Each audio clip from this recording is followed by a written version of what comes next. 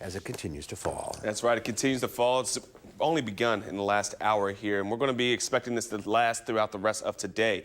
Our alert day is in effect for heavy snow at times, but it's definitely going to be seeing snowfall throughout the course of today with wintry mix, and snow accumulations are still between 1 and 5, but we could see that overachieve in some areas throughout today because of the dynamics of this system. We have a winter weather advisory for all of southern Wisconsin until tonight. Some areas to the far northwest about 6 p.m., but for the most part, we are going to be holding into midnight until we have that winter weather advisory looking to expire from the National Weather Service. And this is what we're seeing. It's just a giant mess on our radar as of right now. This system, very potent and very dynamic. It's just bringing in heavier bands of snow coming in from the south, and it's starting to impact areas just outside of Grant County, as we can see as of right now. But it's now really starting to be more of the lighter snow into Dane County. But we are going to be seeing more of that heavier snowfall on its way, and it's going to just continue to blanket Wisconsin as we continue throughout the rest of our Tuesday. Now, as we go into what we're going to be expecting, really, is the big takeaway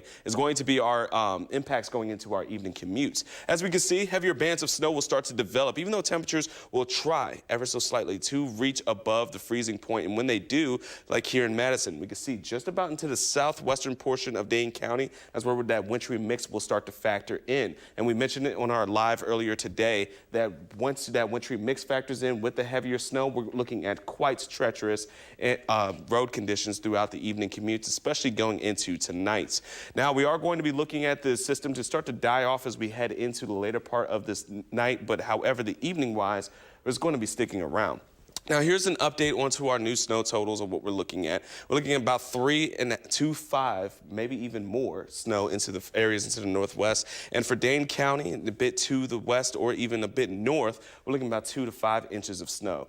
And about near Janesville, we can see about 1 to 3 inches of snow. Now, this for us could be, once again, one of those overachieving type of systems and events for us. So that's what we're going to be keeping our eye on. We could also be seeing some ice starting to develop in some areas, especially mainly into the south. 26 degrees as of right now here in Madison with eastern winds at 13 miles per hour, which is definitely factoring into our visibility being very, very obscured. As we can see, very poor conditions in terms of visibility, not even a mile here in Madison, Monroe, or into the areas to the west as well. So expect that throughout much of the day. The winds are going to stay close to the breezy side, and that snow is going to continue to fall. It's going to be very hard to see anything outside. And on top of that, we have the snow and wintry mix. Just know that the road conditions are going to continue to deteriorate and be very poor throughout the course of today.